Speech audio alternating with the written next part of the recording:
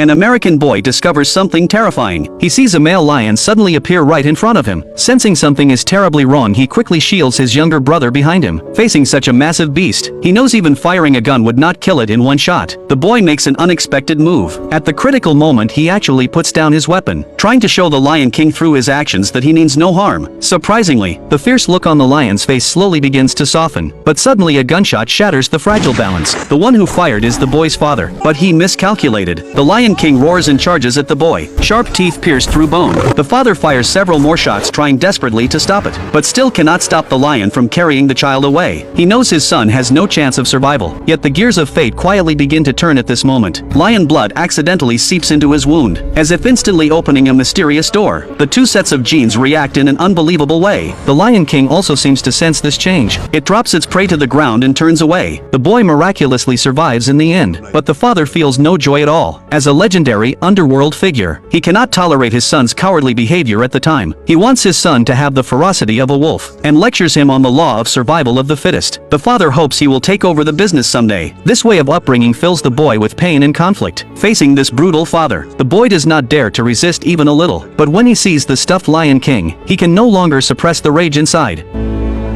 Dovevi morire tu! Ma che ti prende?